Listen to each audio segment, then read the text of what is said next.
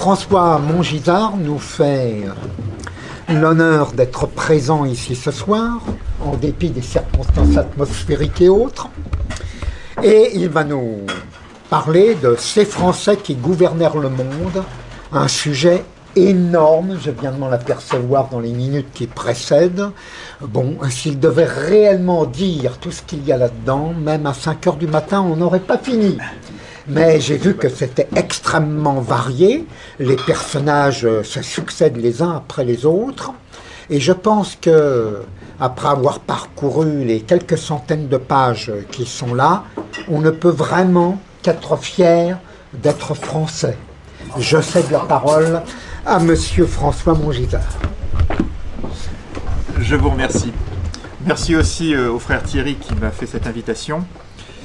Je tiens déjà à dire que ce livre, cette conférence de ce soir sera tirée de ce livre, Ces Français qui gouvernèrent le monde, qui a 3 parties. La première, j'avais décidé de ne pas en parler, je n'en parlerai pas. La troisième, j'avais décidé d'en parler, je crois que je n'en parlerai pas non plus. Je me résumerai. En fait, le sujet de la conférence pourra s'intituler Ces souverains d'origine française à l'étranger. Je répète les 3 parties. L'histoire des conquêtes de la France. Curieusement, ça n'avait jamais été étudié, en entrant vraiment dans le détail avec une prétention exhaustive. Deuxième partie, les chefs d'État d'origine française à l'étranger, qui sont chefs d'État par droit dynastique, je regarde quand même l'heure. Troisième partie, les chefs d'État d'origine française à titre personnel. Les présidents, les papes, quand ils ont un domaine temporel, tout un ensemble de personnes, mais choisies à titre personnel. Là, nous traiterons ce soir des souverains, c'est-à-dire des chefs d'État d'origine française à titre du droit dynastique. Les rois, les empereurs, les princes souverains, les régents, puisqu'ils sont chefs d'État à ce titre-là. De ce genre de sujet, on s'y intéresse quand on s'aperçoit qu'il y a un certain nombre de rois à l'étranger qui sont, en Suède, des Bernadotte, en Espagne, des Bourbons, des Plantagenets en Angleterre, etc. On voit finalement beaucoup de chefs d'État d'origine française à l'étranger, l'inverse n'étant pas vrai d'ailleurs. C'est-à-dire que la France, depuis sa naissance aux alentours de l'an 496, c'est-à-dire lorsqu'il y a la fusion des Celtes de culture latine, gallo-romains, avec ce que l'on appelait les barbares, à partir de cette naissance de la France jusqu'à Nicolas Sarkozy, la France a toujours été dirigée par des chefs d'État d'origine française. Par contre, de nombreux chefs d'État étrangers sont d'origine française. Je vais définir un petit peu précisément le cadre parce que c'est important. Tout d'abord, le peuple français, donc se tue à nous dire que ça n'existe pas ou que ça n'existe plus. Or, en fait, le peuple français existe bien. Il n'a d'ailleurs pratiquement pas bougé depuis les grandes invasions du 5e siècle jusqu'aux vagues d'immigration contemporaine. Quand je parle de vagues d'immigration contemporaine, on dit en général que l'immigration a commencé en France à la fin du 19e siècle. Oui et non, c'est-à-dire que pour la première fois à ce moment-là, il y a eu une importante population d'origine étrangère, mais ces gens-là, d'une part, il y avait 40% de Belges, dont la moitié de Wallons, qui étaient faciles à intégrer, et il y avait des Italiens qui étaient généralement du nord-ouest de l'Italie, des Piémontais, ou des gens des Valdôtains, ou des gens des vallées vaudoises, pour lesquels c'était le même cas que pour les Wallons, donc c'était des gens qui portaient des noms français, qui parlaient un patois français, que ce soit provençal ou arpitan, franco-provençal, arpitan comme on veut. Mais le peuple français n'a pratiquement pas bougé entre les grandes invasions du 5e siècle et 14-18, parce que c'est en 14-18 que ces populations étrangères importantes ont commencé à rester sur place. Auparavant, elles venaient, elles essayaient de dépenser le minimum et de travailler le maximum, et quand elles avaient un pécule suffisant, elles rentraient à la maison, elles rentraient chez elles, dans leur pays, elles achetaient un champ, une maison pour faire un restaurant ou autre, et à ce moment-là, ces gens-là se mariaient et avaient des enfants. La vraie cassure, ça a été la Première Guerre mondiale, parce que là, évidemment, comme tout le monde le sait, il y a eu une classe d'âge qui a été fauchée sur les champs de bataille, les hommes, d'abord les hommes qui ne revenaient pas, les hommes qui revenaient mais qui étaient estropiés, les hommes qui revenaient et qui n'étaient pas estropiés mais qui se réveillaient en hurlant la nuit, enfin qui étaient devenus à moitié fous. Concrètement, les filles de ce tranche d'âge qui étaient en âge de se marier, il ne fallait pas qu'elles fassent le difficile. Et donc à partir de ce moment-là, les immigrés sont restés sont restés en France. Voilà. Tout ce que je vous dis, ça vient de l'histoire de la population française, de Jacques Dupaquier, qui était un homme de gauche, qui avait dit le contraire pendant des années, qui s'est cru investi en tant qu'universitaire de la charge, qui s'est cru investi de la charge de prouver que ce qu'il disait était vrai, puis en étudiant précisément l'histoire de la population française, il s'est aperçu que c'était le contraire que ce qu'on lui avait dit, et que ce qu'il était en train de dire lui-même. C'est-à-dire qu'en fait, l'histoire de la population française démontre que la population française est restée stable pendant toute cette période. Je me concentrerai sur la population, à la limite pas française, mais plus exactement francienne, c'est-à-dire incluant les Wallons, les Suisses romans, les Québécois, les Valdôtains, les habitants du Val d'Ost, les habitants des vallées vaudoises, de Monaco, du Val d'Aran, des îles anglo-normandes, dites anglo-normandes aujourd'hui, donc les gens qui s'appellent Dupont-Durand-Martin, ou Bourbon. Pour les chefs d'État, il y a d'ailleurs plus de Bourbon que de Dupont ou de Durand. Je me concentrerai aussi, autre critère important, sur la ligne agnatique, c'est-à-dire que je prendrai les chefs d'État dont la plus ancienne origine connue en ligne masculine est française, ou francienne. Pourquoi? Parce que sinon il faut faire la généalogie de tous les chefs d'État, de tous les temps, de tous les pays, et puis dire, bon, on prend ceux qui ont 50% de sang français, ou 30%, ou 10%, c'est un critère complètement arbitraire, donc le plus simple, on choisit ceux dont la plus ancienne origine familiale connue en ligne masculine est d'origine française. Voilà. Maintenant, j'entre dans le vif du sujet, ces souverains d'origine française à l'étranger, en commençant par les États franco-carolingiens, c'est-à-dire les États qui sont nés de la décomposition de l'Empire carolingien.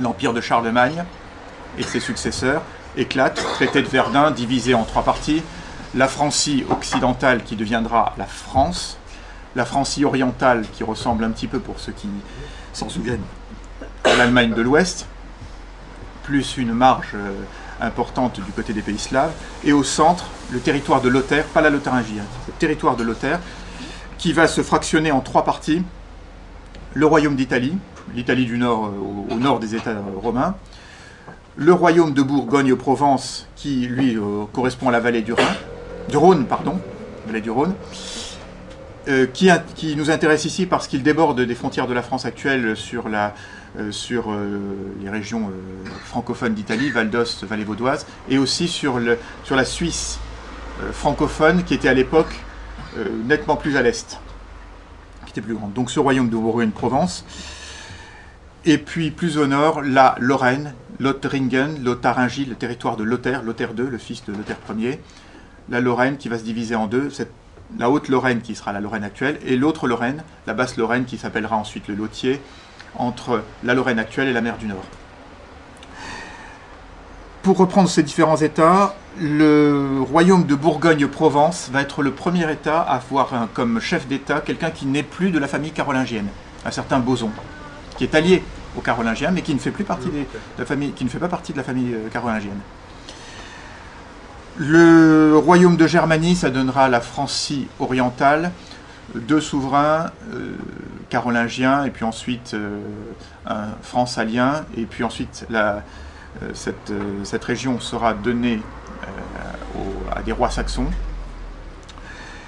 La Lorraine, donc cette basse Lorraine sera disputée entre la France orientale, France occidentale, France orientale.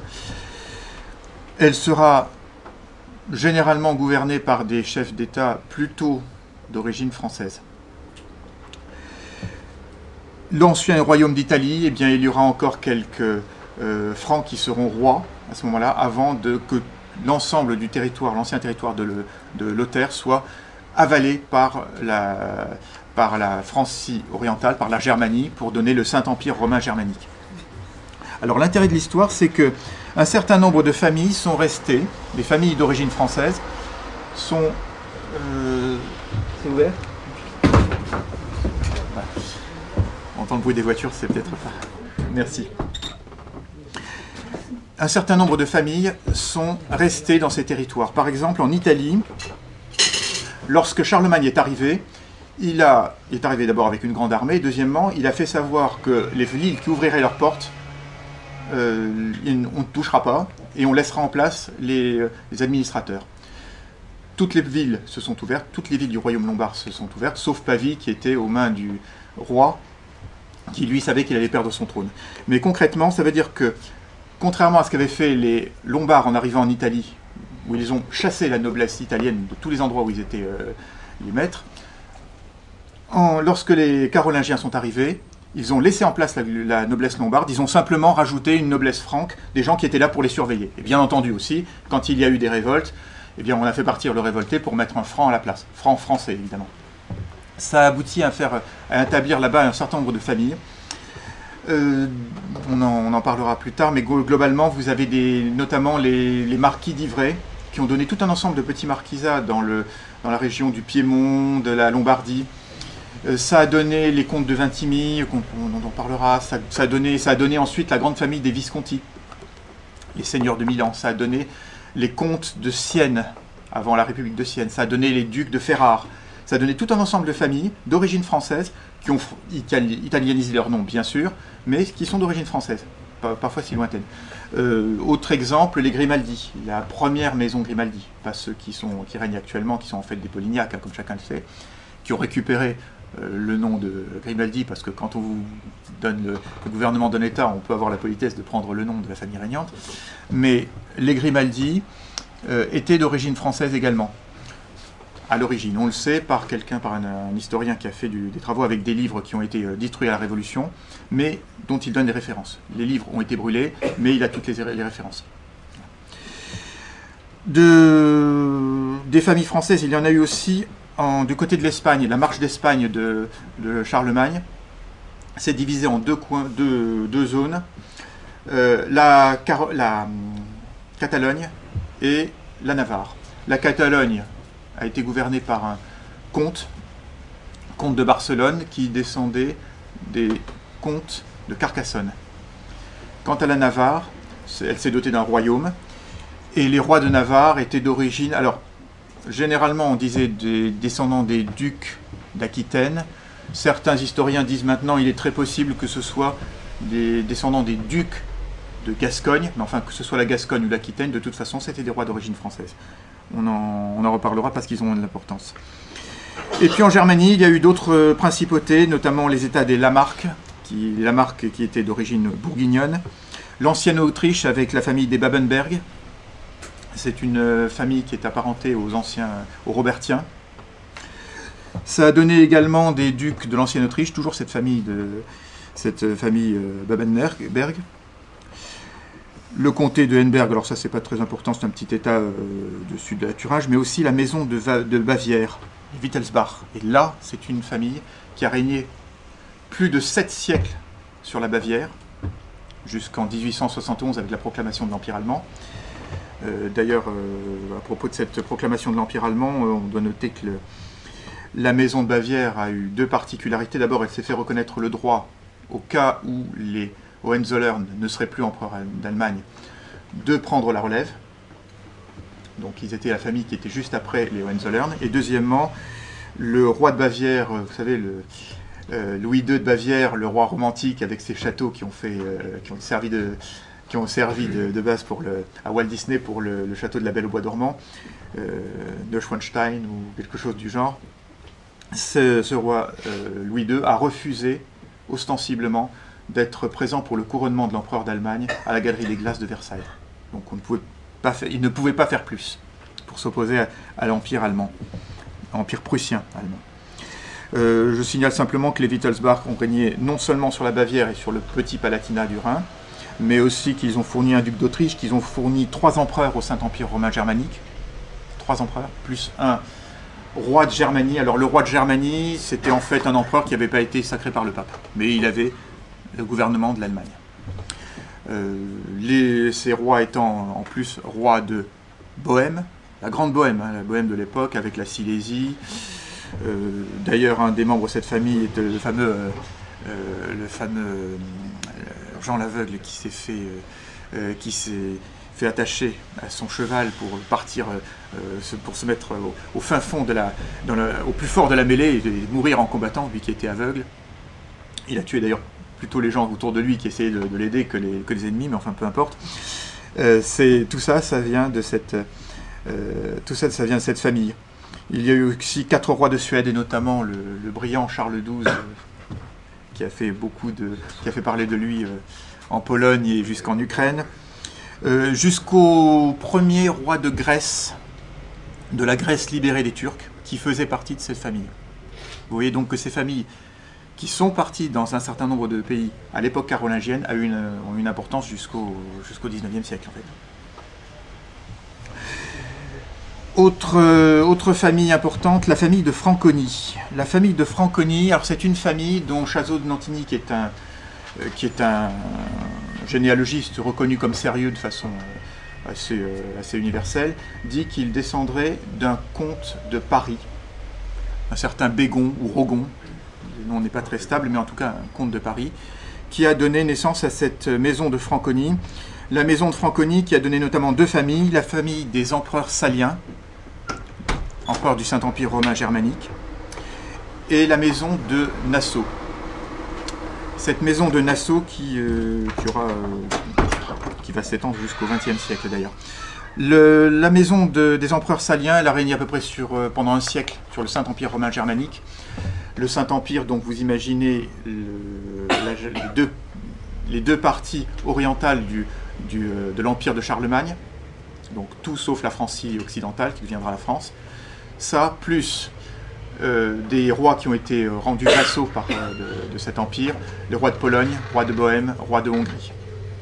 Vous imaginez ensemble, ça a été l'apogée du Saint-Empire romain germanique, au moins sur le plan territorial.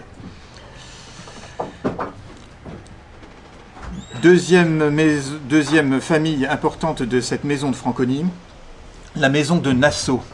Les comtes de Nassau, les ducs de Nassau, princes souverains dans le Saint-Empire,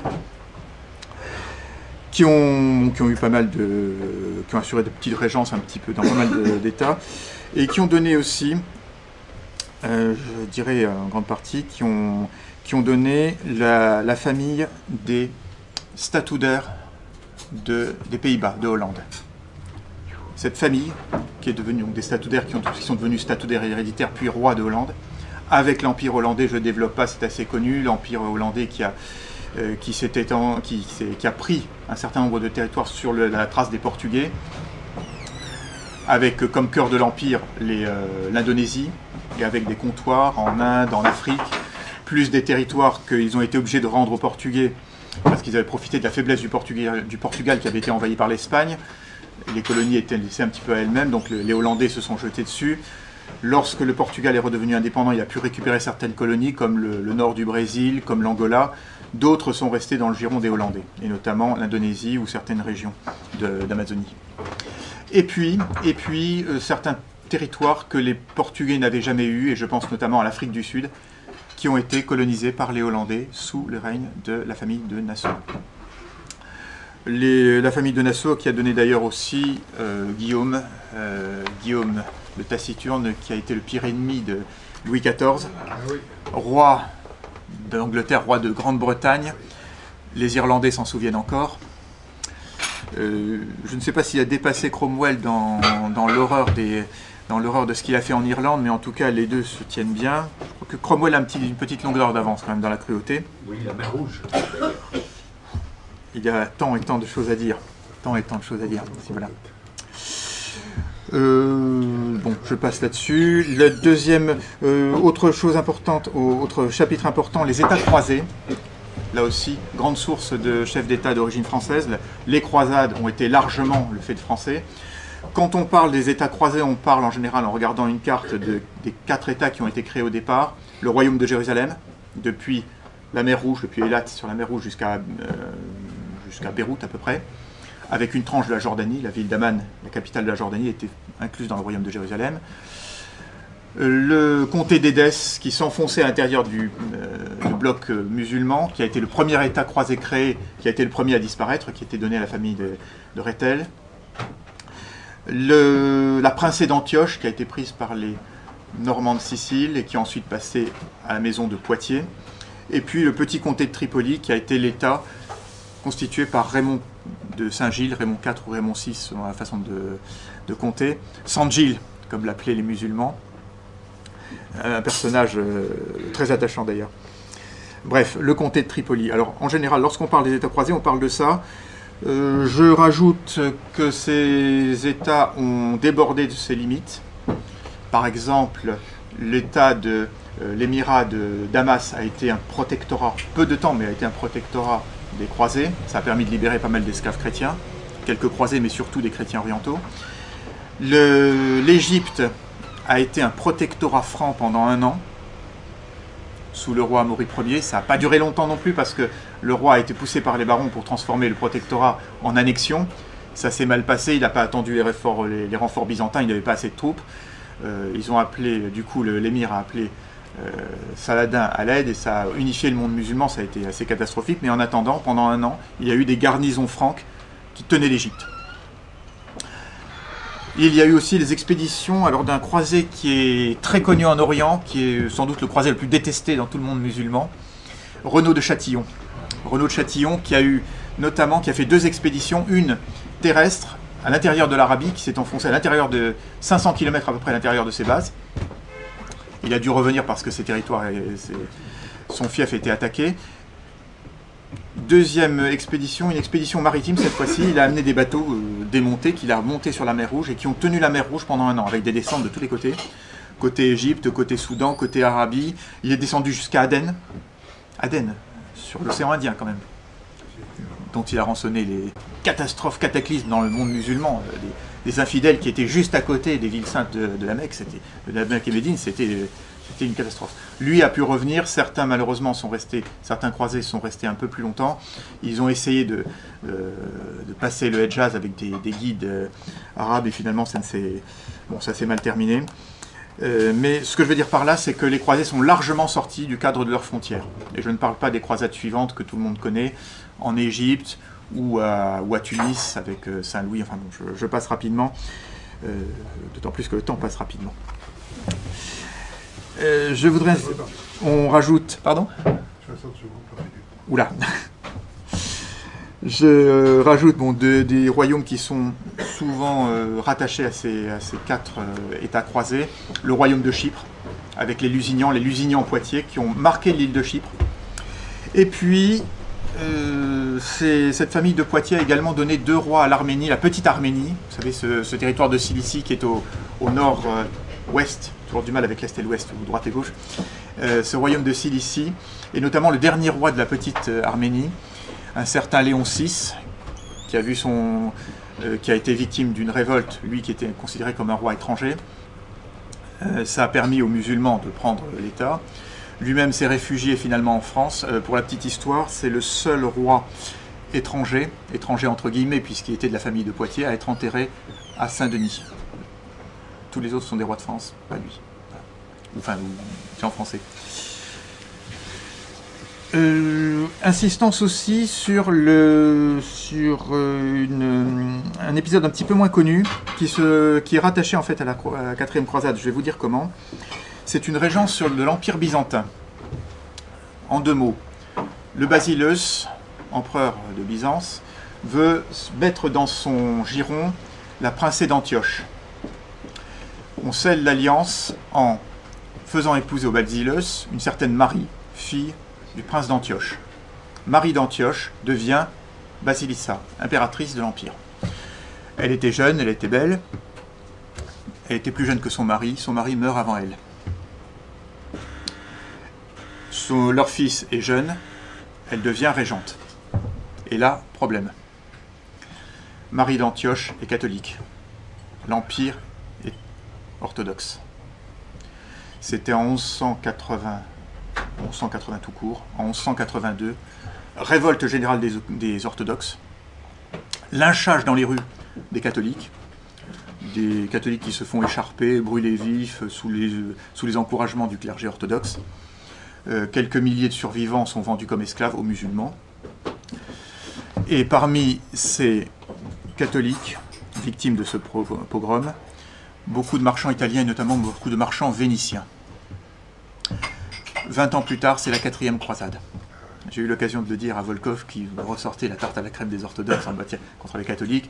Vous avez détruit l'Empire d'Orient, etc. Et tout. Ben, je vais rappeler que 20 ans plus tôt, il y avait eu certains événements qui s'étaient passés, qu'en 20 ans, les Vénitiens n'avaient pas oublié ça. Et si ensuite, il y a eu cette 4e croisade détournée contre l'avis du pape d'ailleurs, qui avait interdit d'attaquer un État chrétien. Pour les chrétiens, les croisés qui n'avaient pas d'argent pour payer le voyage jusqu'en Palestine se sont laissés séduire par le fils d'un basileus qui avait été renversé. Le fils en question leur a dit « Je vous accompagnerai là-bas, je vous paye le voyage, je vous enverrai 500 chevaliers qui resteront sur place tout le temps de ma vie, et puis j'unirai les églises d'Orient et d'Occident. » Enfin bon, bref. Et puis une fois, donc les croisés rétablissent son père sur le trône, le père est tout content, sauf quand il apprend les conditions à laquelle il est libéré, il dit « Mais tu es complètement fou d'avoir accordé ça ». Ça se passe mal, les croisés sont mis de côté, et puis finalement prennent l'Empire. L'Empire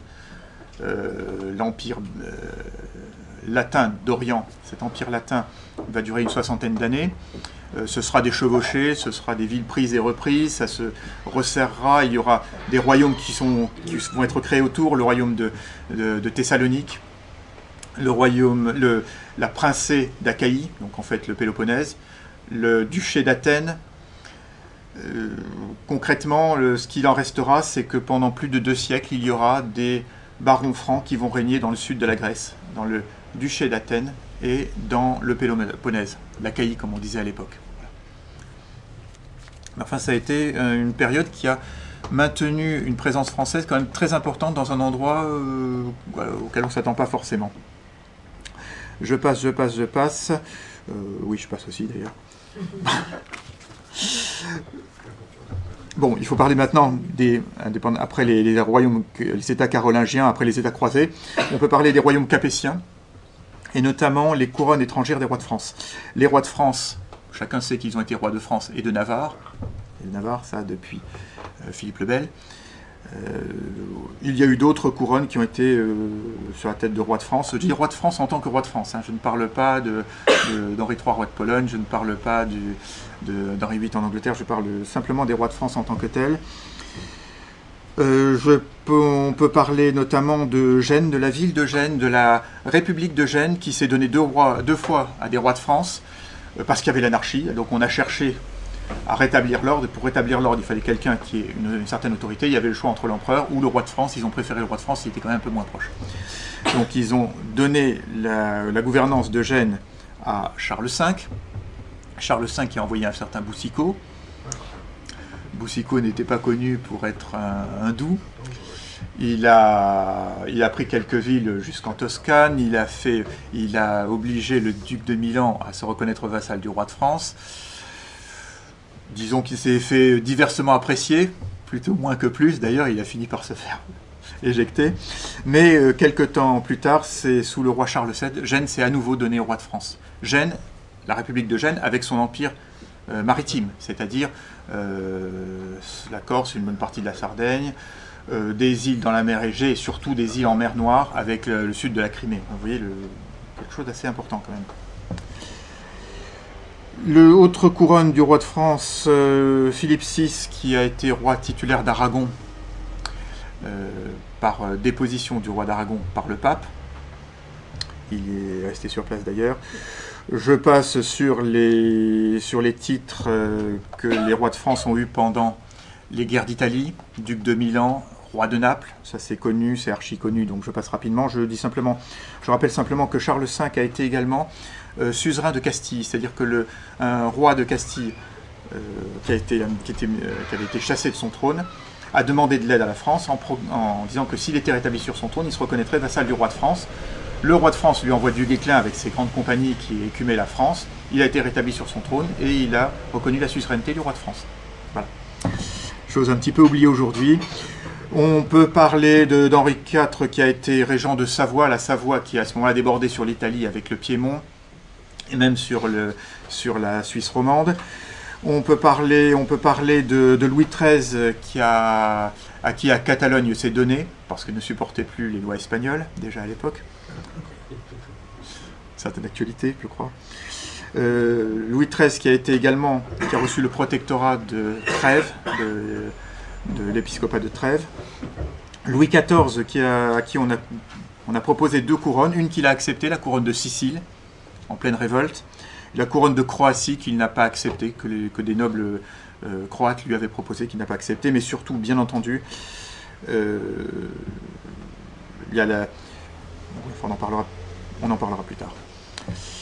Des couronnes de Capétiens directs à l'étranger, il y en a eu, et il y en a eu des vraiment importantes. Il y a eu notamment la création, on peut dire la création du Portugal. Le contexte, l'Espagne au nord commence à entamer sa reconquista. Il y a deux zones, la zone tenue par les Francs, Navarre et Catalogne, et le royaume des Asturies. Ce royaume des Asturies, devenu royaume de Léon, par sa capitale, a un roi qui voit arriver 2 princes, le fils du duc de Bourgogne et le fils du comte de Bourgogne. Vous savez, le comte de Bourgogne, de la comté de Bourgogne, la Franche-Comté de Bourgogne, la Franche-Comté.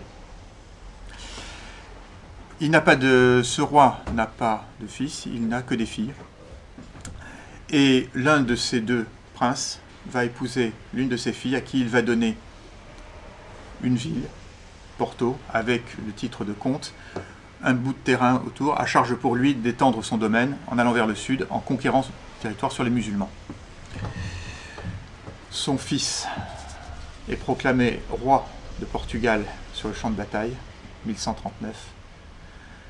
Les Capétiens régneront sur le Portugal jusqu'en 1853. Le Portugal est une création capétienne. Le Portugal, bon, parfois avec le nom de dynastie d'Avise, enfin bref, ça peut changer, mais c'est toujours la même dynastie. Ce sont des branches collatérales. Ou Bragance plus tard. Cette dynastie va donner également un comte de Flandre, un certain Ferrand, le vaincu de la bataille de Bouvines, qui était comte de Flandre et comte de Hainaut par sa femme. Donc c'est un rameau de la dynastie portugaise, capétienne de Portugal, qui a régné donc au nord de la France. Le Portugal, quand on dit le Portugal, bien entendu, c'est avec l'Empire portugais avec toutes ses colonies le long de l'Afrique, en Inde, en Indonésie, et puis au Brésil. Je passe rapidement, c'est connu. Simplement pour dire que ce Brésil que je viens de citer va se séparer un jour du Portugal, à l'amiable, c'est-à-dire que c'est le fils d'un roi de Portugal qui deviendra empereur du Brésil, et les empereurs du Brésil sont eux aussi des Capétiens. Et j'ajouterais, ils étaient même d'origine française,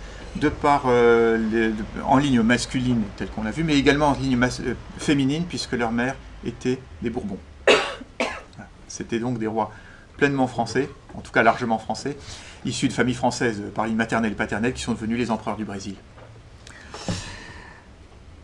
Autre famille autre roi issu des Capétiens directs, Louis VIII le Lion, le père de Saint-Louis, qui a été appelé par les barons anglais, qui ne supportaient plus Jean Santerre. Jean Santerre meurt, et le roi qui a été appelé, ce Louis VIII qui est devenu roi d'Angleterre, a été prié de rentrer chez lui. Il a été roi d'Angleterre pendant 1 an, mais c'était un Capétien qui est resté roi d'Angleterre. Autre famille importante, capétienne, qui prend naissance avec Charles d'Anjou. Charles d'Anjou, frère de Saint-Louis. Charles d'Anjou, Anjou, Maine, Provence, comte de Provence également, qui avait déjà eu des villes dans le Hainaut, qui avait montré qu'il était un guerrier tout à fait apte, est appelé par le pape, qui est suzerain du royaume normand de Sicile, qui n'a pas de souverain à ce moment-là. Le pape le choisit pour faire équilibre pour ne pas être entouré par le nord et par le sud par les empereurs du Saint-Empire romain germanique. Il appelle donc ce Charles d'Anjou. Ce Charles d'Anjou arrive, traverse l'Italie, il en profite pour se faire nommer comte de Piémont, puis comte de Ligurie, la région de Gênes. puis vicaire impérial en Toscane, c'est-à-dire que c'est lui qui choisira les chefs, ceux qui vont gouverner la Toscane. Puis il arrive à Rome, il se fait nommer sénateur de Rome. Sénateur, ce n'est pas un sénateur parmi tant d'autres, c'est celui qui organise, qui a la haute main sur l'administration des États pontificaux. Le pape fait un bond au plafond en disant pour être nommé sénateur, c'est moi qui choisis le sénateur, c'est moi qui choisis le sénateur de Rome. Charles d'Anjou a une armée, donc dans ces cas-là, on s'assoit à une table et puis on discute, et puis on arrive à un compromis. Le pape choisira qui il voudra, et qui il voudra sera Charles d'Anjou. Comme ça, tout le monde est au moins à sauver la face. En tout cas, Charles d'Anjou garde la main mise sur l'administration des États romains, et ensuite il prendra son royaume de Sicile, Naples, il se fera chasser de Sicile par les vêpres siciliennes, mais enfin, il fondera une dynastie. Il va devenir le premier roi d'Albanie, l'Épire rebaptisé Albanie. Il va se battre en Afrique du Nord, il va emmener son frère à Tunis avec cette fameuse croisade faite en fait pour faire respecter le tribut payé par le bey de Tunis au roi de Naples, à Charles d'Anjou. Il va se battre un petit peu dans toutes les directions. Et ce Charles d'Anjou va donc donner une dynastie qui va régner. Je vous ai décrit un petit peu les États qu'il a contrôlés. Concrètement, vous enlevez la Vénétie et vous enlevez la Sardaigne, et la Sicile ensuite, après les vêpres siciliennes. Toute l'Italie a été gouvernée par ce Charles d'Anjou. C'est quand même énorme. D'autant plus qu'une branche de cette dynastie va donner une autre dynastie en Europe centrale, une dynastie de rois de Hongrie, la grande Hongrie de l'époque, c'est-à-dire qui s'étend jusqu'aux Carpates, avec la Slovaquie, avec la Transylvanie, avec la Bosnie, avec le royaume de Croatie, la grande Hongrie. Jusqu'à l'apogée de cette dynastie avec Louis Ier de Hongrie, Louis le Grand, qui va non seulement posséder cette Hongrie, mais qui va étendre son domaine sur la Serbie, sur le reste de la Roumanie, sur la Moldavie, qui va s'étendre là aussi, qui va se faire élire roi de Pologne. Donc vous imaginez un petit peu le territoire, c'était immense. Qui aura qu'un seul problème, c'est qu'il ne s'est fabriqué que du XX et pas du XY, donc lui aussi il se retrouve avec 2 filles. Marie, sa fille Marie, va devenir roi de Hongrie, roi pour montrer qu'elle est souveraine, pas reine, roi de Hongrie. D'ailleurs, quand nos soldats arrivent en Bosnie, qu'ils trouvent des fleurs de lys sur les armes de Bosnie, quand ils ont trouvé des fleurs de lys sur les armes de Bosnie, ça venait de Marie de Hongrie. C'est pour ça, c'était pas un hasard. S'il y avait des fleurs de lys d'or sur un fond bleu marine. L'autre fille, Edwige, devient Edwige Ier, roi de Pologne. Pour la petite histoire, elle a été canonisée par Jean-Paul II, qui l'a fait sainte patronne de la Pologne, qui se voit imposer comme mari Ladislas Jagiellon, qui unit la Pologne avec la Lituanie. La Lituanie, à l'époque, c'était pas le petit État d'aujourd'hui, c'était le plus grand État d'Europe. Ça allait de la Baltique jusqu'à la mer Noire, et de la frontière polonaise jusqu'à à peu près 100-150 km de Moscou. C'était immense. Donc, Marie, roi, épouse le grand-duc de Lituanie qui devient co-roi, et avec ça, avec cet empire, ils vont régner quelques années. Je signale simplement que pendant au moins 3 années, pendant lesquelles il y a eu cette union de Pologne-Lituanie sous l'autorité de ces 2 rois, dont Edwige d'Anjou, Edwige capétienne d'Anjou, le grand-duché de Lituanie a eu des vassaux dans le nord de la Russie, et notamment la principauté de Novgorod. Novgorod, c'était non seulement la région de Novgorod, mais également tout au nord, ça atteignait l'océan Arctique. Et à l'est, ça allait jusqu'au nord de l'Oural. Ce qui veut dire en fait que les Capétiens, à partir de ce co-règne depuis l'Oural, ont régné au Portugal, vous voyez l'autre bout de l'Europe. Si vous ajoutez dans la dynastie de la 4e croisade, vous avez eu des Courtenay qui étaient également des Capétiens. Il manque juste le 4e angle qui a été occupé, lui, le 4e angle de l'Europe qui a été occupé par des Plantagenets, mais enfin on en parlera plus tard. Voilà, donc les Capétiens directs, on a vu, les Capétiens valois, bon, il y a les Capétiens de la Navarre avec les Valois évreux, la Grande Bourgogne, Charles le Téméraire qui déborde sur les Flandres, qui va jusqu'à la Frise. en comptant des évêchés qui sont en fait dans la mouvance. L'évêché qui est tout le bord de la Frise appartient à David de Bourgogne. Donc tout ça, ça fait partie du royaume bourguignon. Je passe des régences dans les États de Suisse romande, etc. Bon, je passe. Les couronnes des Bourbons à l'étranger. Alors, des principautés Bourbons, d'abord la petite principauté de Neuchâtel en Suisse, par les Longueville. Une régence sur la région de la Savoie qui débordait donc sur l'Italie et sur la Suisse. Le Milanais donné par Charles Quint au connétable de Bourbon, qui ne se reconnaîtra jamais comme le vassal de Charles Quint, et qui mènera d'ailleurs pas mal de familles françaises dans le Milanais, tout comme Charles d'Anjou avait amené 4 à 5 000 familles françaises dans le royaume de Naples, à qui il a donné à peu près tous les postes intéressants en fait. Choses qui ont bougé depuis.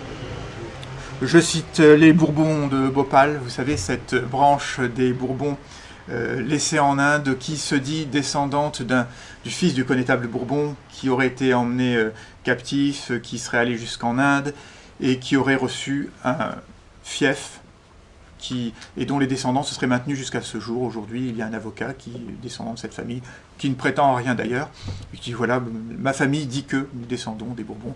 C'est un clan de catholiques au milieu d'un océan d'hindouistes et de musulmans, enfin je le cite. Autre couronne Bourbon, le Luxembourg-Bourbon, puisqu'on sait que maintenant la famille qui règne sans gouverner sur le Grand-Duché de Luxembourg est une branche des Bourbons-Parme, par mariage. Et puis, bien entendu, le gros morceau, c'est-à-dire la plus grande couronne qu'aient reçue les Bourbons, c'est à savoir la couronne d'Espagne, avec Philippe V qui devient roi d'Espagne, avec l'Empire espagnol,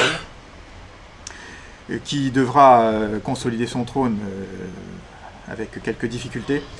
Ce royaume qui d'ailleurs sera gouverné en fait par Louis XIV au départ, parce que le roi est inexpérimenté, donc il reçoit par son grand-père des conseillers. Les grands ordres sont donnés par Louis XIV et par les conseillers en question. C'est-à-dire que sous Louis XIV, la France gouverne non seulement son empire en Amérique du Nord et dans d'autres colonies, mais gouverne aussi, pendant les premières années, pendant quelques années, elle gouverne aussi l'Espagne et l'Empire espagnol. Ce qui fait que c'était encore un autre empire sur lequel le soleil ne se couchait jamais, etc. Couronne des Bourbons d'Espagne, bon, l'Espagne et ses colonies, les Bourbons qui ont ensuite régné aussi en Italie centrale, en reprenant les territoires des Farnèses. Il reste la famille des Bourbons-Parme d'ailleurs, de cette époque. Et puis les Bourbons de Naples qui ont récupéré l'Italie du Sud après l'avoir perdue, après la guerre de succession d'Espagne. J'essaie de passer rapidement pour arriver aux autres couronnes françaises ou wallonnes. Notamment les rois français dans les îles britanniques. Là, évidemment, on va arriver très vite au Plantagenet. On commence par le débarquement de Guillaume le Conquérant. Guillaume le Conquérant, qui est issu d'une famille viking à l'origine, en ligne masculine, pour reprendre le critère qu'on s'est donné au départ. Il avait eu son héritier avec une Française de souche, donc l'héritier en question était à moitié français, moitié viking. Lui-même a eu son héritier avec une Française de souche. Bref, je vous la fais courte. En arrivant, vous avez un Guillaume le Conquérant qui a environ 16% de sang viking, le reste c'est du sang français de souche. Quand vous avez des Britanniques qui vous disent on a été conquis par des Français, mais en fait c'était des Scandinaves, vous pouvez leur répondre que même Guillaume le Conquérant lui-même, voilà, c'était quand même pas beaucoup. Quant à ses deux fils, il y avait statistiquement 8% à peu près de leurs origines qui étaient vikings, pour les rois qui ont succédé. Après, d'ailleurs, l'armée de Guillaume le Conquérant était largement une famille française de souche. Il y avait très peu de sang viking. Les ailes, on peut en parler ici. L'une des ailes, à peu près 30%, était tenue par les Bretons. L'autre aile, c'était les Français qui n'étaient ni Normands ni Bretons. Et parmi les Normands, on avait raclé les fonds de tiroir. On n'avait pas pris que les hautes lignées vikings de la famille ducale. On avait pris beaucoup plus loin. Bref, c'est une armée française qui est arrivée à Hastings et qui s'est partagée ensuite le pays. Ils ont laissé 2 familles dans le Domesday Book. Je crois qu'il n'y a plus que 2 grandes familles anglo-saxonnes en Angleterre. Le reste, ça a été pris par des franco-normands. C'est une véritable colonisation de l'Angleterre qui a eu à ce moment-là. Donc des rois d'abord normands, et puis ensuite vous avez Étienne de Blois qui revendique la couronne, et Henri Plantagenet d'Anjou. Ils se chamaillent, ils se battent, il y a des morts, et puis finalement on se dit que Étienne de Blois n'a pas d'enfant, on peut peut-être s'arranger, donc Étienne de Blois devient roi, et ensuite les Plantagenets seront sur le trône d'Angleterre. Étienne de Blois plus les rois Plantagenets, 2 siècles et demi de gouvernance française en Angleterre. Avec des débordements sur l'Irlande, dont les Irlandais se souviennent encore. Je signale le petit, pour l'historiette, le royaume de l'île de Man, qui est concédé au comte Stanley. Stanley, qui à l'origine, la famille s'appelait Touché. C'est une famille d'origine française. Et puis ensuite, on arrive au gros, quelque chose d'important, l'Écosse. L'Écosse, alors beaucoup de familles d'origine française sont allées en Écosse, souvent par mariage, quand des clans se terminaient par une fille, en tout cas quand les directions de clans se terminaient par une fille, on allait souvent chercher le mari de l'autre côté de la frontière, et on arrivait à des familles, on a les familles comme les Comyn, les Douglas, les Balliol, qui ont donné 2 rois d'Écosse, par exemple, étaient d'origine picarde. Les Bruce, qui étaient d'origine normande, et très probablement venaient du Hainaut. Pour tout un ensemble de... Pardon. Oui, mais les Lancastres, c'est en Angleterre. Voilà, mais sachez qu'il y a à peu près le quart des chefs de clan écossais qui sont d'origine franco-normande. C'est énorme. On n'en a pas conscience. Et parmi ces familles, la plus brillante, merci, les Stuarts, qui sont, comme chacun sait, d'origine bretonne. Bretonne, bien sûr. Arrière-pays du Mont-Saint-Michel, la région de Châteaubriand, en fait. Les Stuarts, qui sont rois d'Écosse, qui deviendront ensuite rois d'Écosse et d'Angleterre, rois de Grande-Bretagne, ils donneront une dynastie qui régnera pendant à peu près d'un siècle sur la Grande-Bretagne. Je signale simplement qu'entre les Plantagenets et les Stuarts, vous avez une famille qui s'appelle les Tudors. Les Tudors sont d'origine galloise. Je signale simplement que toutes les mères des souverains de la famille Stuart sont d'origine française. Toutes. Soit des Plantagenets, soit Anne Boleyn, la femme d'Henri VIII, c'est la famille de Boulogne-sur-Mer. Bologne. Voilà. Donc, bon, je passe, sinon on s'en sort plus. Bref, sachez quand même qu'il y a eu plusieurs dynasties françaises en Angleterre. Ça ne les a pas empêchés d'être assez méchants vis-à-vis des Français. Mais enfin bon, les 2 guerres de 100 ans, c'était quand même mené par des rois angevins. Des rois français aussi dans l'Espagne médiévale. Dans l'Espagne médiévale, je vous ai dit que le roi de Navarre était d'origine française. Aquitaine ou Gascogne, mais en tout cas roi d'origine française. Ce royaume a donné des comtés, un comté de Castille, un comté d'Aragon, qui vont se développer ensuite. Cette famille sera ensuite surclassée par une autre famille. En Aragon, vous avez l'Aragon.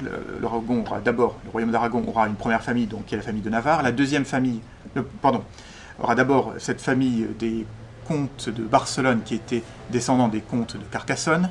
Donc la première famille d'Aragon, comte de Carcassonne, et descendants des comtes de Carcassonne. La deuxième, maison de Navarre. La troisième, ce sera la maison que l'on retrouvera, la maison de Castille. Et cette maison de Castille descend du deuxième prince dont je vous avais parlé. Vous savez, quand ce roi des Asturies, ce roi wisigoth des Asturies, qui a vu arriver 2 princes, fils d'un comte de Bourgogne et fils d'un duc de Bourgogne. Le fils du duc de Bourgogne, il lui donnera la main d'une de ses filles et le Portugal. L'autre prince français, descendant du comte de Bourgogne, va épouser l'autre fille de ce comte et va donner les rois de Castille. Ces rois de Castille vont régner sur la Castille, sur le Léon, vont étendre leur domaine. Ils s'éteindront avec une certaine Isabelle, qui épousera un certain Ferdinand, son cousin, issu de la même famille franc-comtoise. Les rois catholiques d'Espagne les rois qui ont unifié l'Espagne, les rois qui ont chassé le dernier royaume mort d'Espagne, les rois qui ont ouvert les portes de l'Empire d'Amérique aux Espagnols, les rois qui ont créé, d'ailleurs, qui ont permis d'unifier le Castillan, qui ont codifié le Castillan, tout ça, ça date de 1492, date très importante pour l'Espagne, ça a été fait par des rois catholiques d'origine franc-comtoise. Bon, pour passer rapidement, on retourne en Italie, les Normands, les Franco-Normands en Italie. Alors il y a eu, la famille des Hautes-Villes était d'origine viking, mais il y a eu d'autres souverains qui étaient d'origine normande, probablement pas viking. Il y a eu quelques comtes souverains qui étaient d'origine bretonne, francilienne, etc. dans ce sud de l'Italie. Ça a été, je vous passe les détails, on n'a pas le temps. Des principautés dans le Saint-Empire, le duché de Bouillon, les duchés d'Arenberg, d'Ulmen, le comté de Namur, enfin tout un ensemble de petites principautés du Saint-Empire romain germanique. Je passe... non, là je passe pas. Il ne faut pas passer, là c'est la maison de Hainaut, ça c'est quand même très important. La maison de Hainaut, les comtes de Hainaut qui descendent des vicomtes de Sens, ce sont les descendants de Régnier au Long-Col. Régnier au Long-Col, c'était celui qui était, à l'époque carolingienne, la dissolution de l'Empire carolingien, c'est celui qui était le chef du parti français dans la Basse-Lorraine, c'est-à-dire ce territoire qui partait de la Lorraine jusqu'à la mer du Nord, qui était disputé entre la France et la Germanie. Le chef du parti français s'appelait Régnier au Long-Col. Ses descendants règnent d'abord sur le Hainaut, règnent sur certaines principautés des Pays-Bas, et donnent surtout la deuxième maison de Luxembourg et la famille de Hesse. La deuxième maison de Luxembourg donnera 3 empereurs du Saint-Empire romain germanique, roi de Bohême, roi de Germanie, etc. La maison de Brabant, qui est issue de la même branche, la maison de Brabant, cette famille récupérera la principauté de Hesse, dont la dernière héritière était une fille. Cette fille se marie avec la famille de Brabant. Donc cette famille-là a donné, en ligne masculine directe, donc cette famille de Brabant, originaire des comtes de Sens, semble-t-il, mais enfin au moins le Brabant, c'est à cheval entre la France et la Wallonie. De toute façon, c'est dans le cadre de cette étude. La famille de Brabant donnera des princes, évidemment, en Hesse Darmstadt, Ems, Hesse-Kassel. Elle donnera aussi en Scandinavie un roi de Suède, une régente de Danemark, et même un roi de Finlande en 1918, qui a été porté au pouvoir par les Allemands. Et quand un roi est porté au pouvoir par les Allemands en 1918, vous devez supposer que ça n'a pas duré très longtemps. Bon. Mais c'était un roi de cette famille-là. Et puis, une régence en province d'Unie. Et également, cette famille de Hesse donnera également le premier souverain de la Bulgarie libérée des Turcs, qui avait pris le nom de sa mère, le nom de Babenberg, mais il venait de cette famille de Brabant. Et aussi la dernière impératrice de Russie, Maria Fedorovna, née Alix de Hesse, qui sera impératrice, mais qui dirigera l'Empire russe, en fait, qui sera régente de l'Empire russe, lorsque, en août 1915, son mari, qui voit les Allemands avancer, se met à la tête de ses troupes et laisse le gouvernement à sa femme. Ça, on a des lettres très claires, c'est elle qui gouverne. C'est elle qui gouverne à ce moment-là. Pas pour très longtemps, mais entre août 1915 et le début 1917, c'est elle qui régente l'Empire russe. L'Empire russe qui va depuis la Finlande jusqu'à l'Asie centrale, en passant par le protectorat de Mongolie extérieure, etc. Enfin, l'Empire russe, c'est tout. Bon, je passe sur des principautés dans les Balkans. Le royaume de Zetas, actuellement, ça s'appellerait le Monténégro. C'est qui a eu la famille qui a été gouvernée par la famille Balcha, qui est en fait la famille des Baux en Provence, des Provençaux qui sont régnés sur le Monténégro, pas très connu. Les pays suisses, je passe, et quelques couronnes en Italie, en Toscane, avec des Lorrains en Toscane, Geoffroy le Barbu, enfin je passe. Bon, la maison de Savoie, on n'est pas obligé de la citer parce qu'elle a quand même unifié l'Italie. Cette maison de Savoie je rappelle quand même qu'avant même l'unification de l'Italie, derrière la maison de Savoie, mis à part les États du pape, toute l'Italie était gouvernée par des chefs d'État d'origine française. Soit des Bourbons à Parme ou à Naples, soit des Habsbourg-Lorraine, royaume lombard vénitien, la Toscane, Modène. Et puis le Piémont, donc à la maison de Savoie. Mais enfin, la maison de Savoie qui a donné aussi une régence en Espagne, qui a assuré une régence en Espagne, un titre de roi d'Albanie, un titre d'empereur d'Éthiopie, un titre de roi de Croatie, pour la petite histoire, pendant la Seconde Guerre mondiale, donc, choses qui n'ont pas duré très très longtemps non plus. Les couronnes des Habsbourg-Lorraine, on est obligé de les marquer, ou plus exactement, les couronnes des Lorraine d'Autriche, puisque à l'époque, on appelait ça les Lorraine d'Autriche. C'était la famille de Lorraine qui a reçu le titre impérial et qui a gouverné l'Autriche, qui deviendra l'Empire d'Autriche pendant la période napoléonienne, chacun le sait. Bon, je passe simplement pour mentionner les duchés italiens des Habsbourg-Lorraine, les duchés de Toscane, duché de Modène, duché de Parme, Plaisance, Guastalla, enfin tout un ensemble de domaines en Italie, toujours aux mains de cette famille de Lorraine, qui assure également une régence en Espagne, elle aussi, qui a donné un empereur du Mexique, le fameux Maximilien, est reconnu. Je passe Monaco, je passe... Et puis, bon, je terminerai, le temps est court, je terminerai sur la Scandinavie, en rappelant que le monde scandinave a eu pour une régente une certaine Philippa Plantagenet. C'était au Moyen-Âge, au temps de l'Union de Kalmar, du temps où tout le monde scandinave était uni, royaume de Danemark, de Suède, de Norvège, jusqu'à l'Islande et le sud du Groenland, enfin vous voyez le monde nordique, qui a eu une régente, Plantagenet, donc angevine. En Suède, on note la présence de la famille Laguardi, une famille originaire du Languedoc. C'est un mercenaire qui est parti se battre aux côtés du Danemark contre la Suède. Il se retrouve prisonnier des Suédois, qui trouvent qu'il s'est bien battu, qui lui propose d'entrer dans son armée, bon, pourquoi pas. Et cette famille donnera, de Languedociens, donc donnera deux membres à deux différentes époques, deux membres de deux conseils de régence. Et notamment le deuxième sera vraiment important parce que ce sera le Laguardi qui gouvernera la Suède en fait, et qui entraînera la Suède d'ailleurs dans les guerres aux côtés de la France, qui fera de la France un mercenaire de la France de Louis XIV. Cette Suède deviendra l'allié de la France, jusqu'au moment où les Suédois le prieront de rentrer sur ses terres parce que c'était peut-être un petit peu trop voyant. La Suède, puisqu'on en parle, bon, je termine par des choses vraiment connues, puisqu'il y a eu une famille de Béarnais qui est arrivée en Suède à la période napoléonienne, les Bernadotte, rois de Suède et de Norvège, jusqu'en 1905 quand même. Et puis, cette dynastie Bernadotte qui est en train de s'éteindre, puisque maintenant une loi a été votée par le Parlement suédois disant que l'héritage de la couronne de Suède se fera par l'aîné des enfants, quel que soit son sexe. L'aîné des enfants, c'est Victoria de Suède, qui s'est mariée avec un Suédois de souche. Et donc, il y a de bonnes chances pour que cette dynastie s'éteigne dans peu de temps. À l'échelle de l'histoire, bien entendu. Je souhaite longue vie à la princesse Victoria de Suède, bien entendu. Par contre, au Danemark, la reine Margaret a épousé un autre Béarnais. Pardon ? Henri de Montpezat.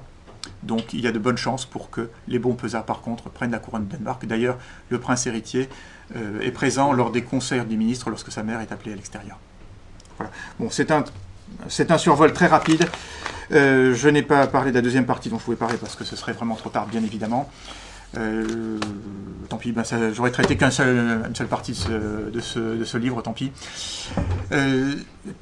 En guise de conclusion, très rapidement, s'il y a une seule idée à garder en tête, c'est que c'est un sujet qui peut sembler amusant, qui peut sembler historique, un petit peu lointain, un peu léger. Je pense qu'il y a un lien très clair avec l'actualité. La France est en train de s'effondrer, tout le monde le sait, l'homme de la rue le sait. Une des conditions fondamentales pour que la France se relève, c'est que les Français retrouvent la fierté légitime de ce qu'ils sont. J'ai essayé d'y contribuer à mes faibles moyens. Je vous remercie de votre attention.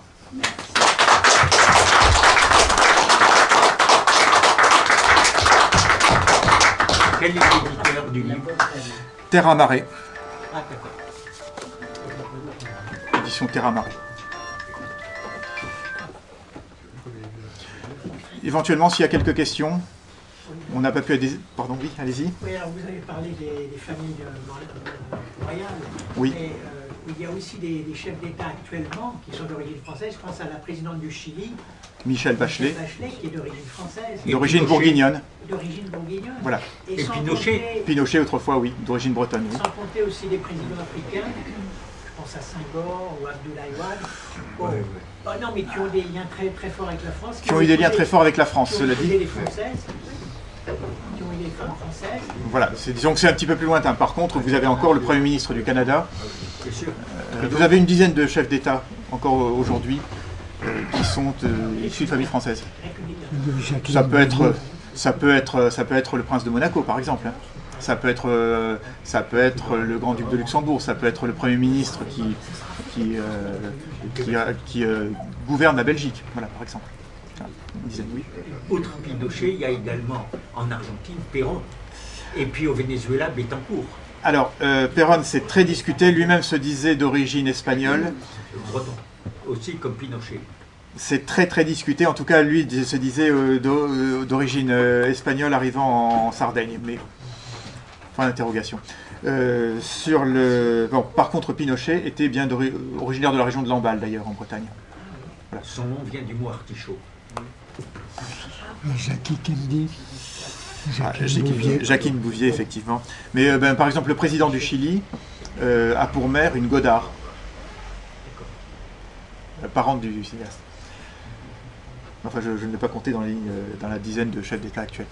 Je n'ai pas pu parler des chefs d'État plus récents qui ont été élus ad personam. Mais enfin, il y a des choses assez étonnantes. Il y a des chefs d'État pour lesquels on ne s'y attend pas. Ah, Voilà. Après, vous donnerez précision. Et les Nassau, en fait, c'est l'Orange Nassau ou Orange Alors pourquoi Orange? En fait, c'était par ligne féminine qui sont princes d'Orange, mais ils ont mis ce nom en premier. Alors pourquoi? Parce que la principauté d'Orange, c'est tout petit. Hein. Non, Orange en France, dans le Vaucluse, la ville d'Orange. La principauté d'Orange, c'est la ville d'Orange avec un petit bout de terrain autour. C'est tout petit, sauf que c'est une principauté pleinement indépendante. C'est-à-dire qu'en tant que prince de Nassau, ils sont soumis quand même au Saint-Empire romain germanique. Et ça entraîne quelques situations de vassalité en quelque sorte. Il faut payer un droit lorsque un souverain s'installe, il faut se faire reconnaître. Il y a tout un ensemble de petites... des choses qui ne sont pas trop pesantes, mais qui marquent quand même la présence de l'Empire, la suzeraineté de l'Empire, même si c'est très léger. Alors qu'en tant que prince d'Orange, ils sont maîtres après Dieu. D'où le fait qu'ils ont mis ce nom de d'Orange. Ça revient par les femmes, oui. Ils l'ont mis en premier parce que ils ont mis le titre le plus prestigieux en premier. Il y a un royaume qu'il ne faut pas oublier. Le royaume de Patagonie, cher à Antoine de Tonnerre et Alors, cher à Jean Raspail. Voilà, alors celui-là, je l'ai cité dans un dernier chapitre où je regroupe c'est un chapitre qui plaît beaucoup, c'est sur les États éphémères. Tous les États qui ont été créés par des gens qui voulaient être rois, pour reprendre le titre Kipling. Mais vous en avez en Amérique, vous en avez en Afrique, vous en avez en Océanie, et ce sont des histoires qui sont souvent très attachantes. Je viens de citer le cas de certains Français qui sont allés qui sont restés en Inde après Duplex, et vous avez des histoires extraordinaires. Je veux dire, si ces histoires étaient arrivées à des Anglais, les Anglais en auraient fait un film.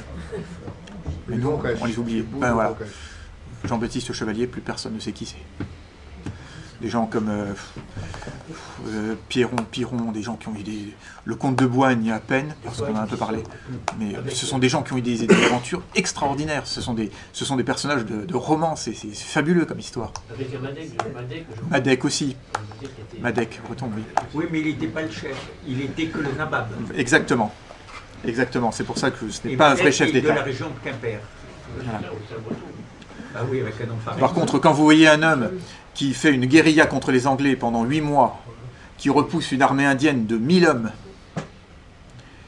qui fait des aventures fabuleuses, absolument fabuleuses, et qui ensuite se retranche dans une ville, les Anglais arrivent avec 2500 hommes, ils proposent de négocier, l'Anglais dit « bon, pourquoi pas, qu'est-ce que vous proposez ? On propose d'évacuer la ville avec nos armes, avec nos drapeaux, et on vous laisse la ville. » Bon, après tout, dit l'anglais, ça permettra d'éviter du sang de couler. Ben, écoutez, tenez, je vous invite ce soir à ma table avec vos officiers, venez.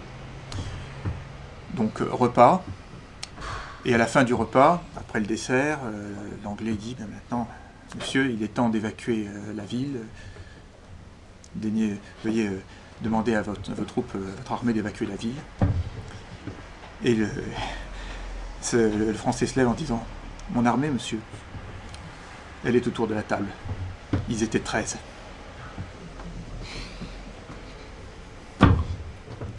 Plus personne, on ne connaît même plus son nom aujourd'hui.